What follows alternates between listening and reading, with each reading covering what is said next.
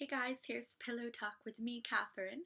As you can see, I love pillows. I am in my room now on the Upper East Side. I moved from Brooklyn, and I've been getting some comments about people asking, you know, what what else do I need to know about New York City? So let's talk about what life is really like being in the city. And now that I've been approaching 5 years here, I can definitely say that I'm now considered to be a New Yorker. So every day you walk outside and there's tons of people everywhere. You do not hop into your car. You know, that's never an expense for you, by the way, unless you're taking taxis and subways, everything like that. So, you know, I'm very weirded out when people tell me they have a car. I'm like, I don't even know what that is. I actually don't even have my license. I never had one. So, coming from Boston to New York, it's actually a good transition because I don't need a car. And nobody dies because of me. That's good. It's very good. So, okay. So, what else is New York City like? Well, okay. So, because you're surrounded by so many people, I think it's really important to talk about the people and the mentality of people here. So, actually, I want to start off with statistics here. About one in every 38 people in the United States lives in New York City. So that's a lot to fathom because you basically get the craziest people or most goal oriented or most dream oriented people moving to this insane city. And I have coffee, by the way. um, so that in itself makes us realize, wow, this is a huge amount of people, and they're all insane. They all have their dream. They're all probably going a little crazy. But that's kind of what New York is. It's about being crazy and accepting that and just enjoying it, you know. Okay, another thing that's a little bit shocking and also daunting is the fact that Manhattan really has some of the richest people in the world. And it is completely condensed. And so you will feel like a tiny little dot in society because I just looked up Trulia, which is a real estate app, and you can see the whole map of Manhattan, and then, the highest home average prices are deep red, and then the lightest are spread around to maybe Brooklyn and then Jersey, and then even gets cheaper as it goes out.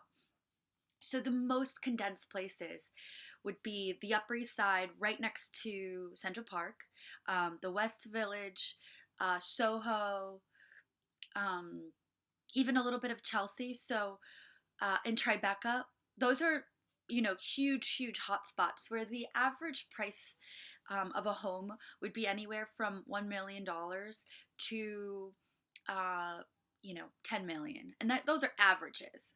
So when you think about that, we grew up, or some of us grew up in a suburb where the homes that maybe, $1 million are gigantic. And these are tiny little apartments, or maybe they're beautiful, but still the size is so much smaller. And that's because it's such a desirable city to live in.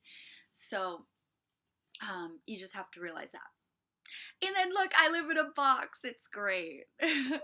But you have to start somewhere. You just have to kind of understand that it's what you're going to go through, but it doesn't mean that's where you're going to end up. You don't need to end up in a shoebox.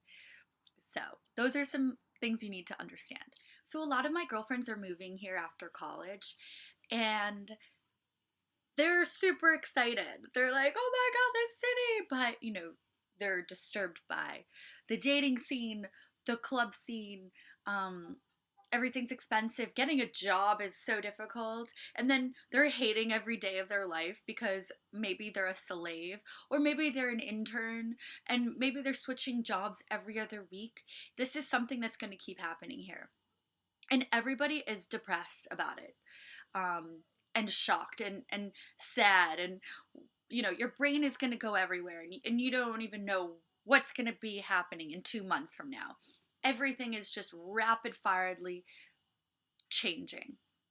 and you need to go with the flow. So New York City is like a whirlpool, and the flow is just going to keep going and keep going. And if you jump in, you're gonna be taken for the ride, and you better be prepared for that.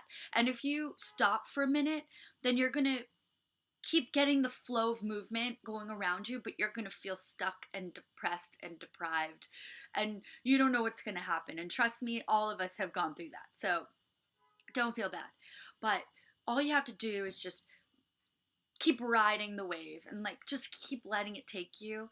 And then that's just kind of the point and the aliveness of this city. So go for it. So somewhere where I was different is the fact that I went to college in the city. I went to Parsons. But it's not a campus school. It's not a college campus lifestyle. So one of the benefits of that is that I expanded my networks and horizons drastically. I have friends from every single age group. Now, of course, you're not going to have your core group that you hang out with every specific weekend, and that can get a little bit disturbing and lonely sometimes because maybe you're not building those friendships, but you need to know what type of person you are, what kind of friends you want, and then just go out there, meet everybody. And at this point, I've just let that happen, and it's been really fun. I mean, I have friends that are 22. I have friends that are still in college and they're 19. But I know that, we're going to stay friends for a while. And then I also have friends who are 40 and even 50 and 30s. And it's great to see every step of the way of the type of person they are. So, and then it gives you perspective. And then you can also dream also, because I came to this city with entrepreneurial passion, and I'm definitely following through with that. So if you're just meeting people who are doing the same thing over and over every day, you're going to think that that's the life path you need to have. And one of the good things about the city is that everybody has so many different diverse things, whether it's in fashion, film, photography, finance, business, investments. Just meet them. Because you don't know what kind of experiences you will have or friendships you can foster or mentors. Mentors have been a great experience for me because let's say I only hung out with people from Parsons. They actually have similar dreams that I do, and that's why we ended up at Parsons, the New School for Design, because it's for the creative thinker who like to make businesses out of it. So that's great. I mean, at least I'm surrounded by people who are similar. But you need to have people who have actually already made it. So that means reaching out, having older friends. You need to kind of grow up a little faster while you live here. Or you don't grow up faster. Maybe you want to just stay in college forever. And there's tons of bars and fun things like that have beer pong. And you can have those same friends that you want to hang out with over and over and over again. If you're happy and content, then fine, you're great. If you are dissatisfied and you want to explore more, go out there because, wow, you can actually be that person that people would love to read about. Like you can do all those things, live your life and be a character. Be your own character. So I guess that's it for now. Leave a comment if you have any specific questions that I could answer more clearly. I can certainly do that, and I have a lot of knowledge now from experience. Okay, well, till next time, guys.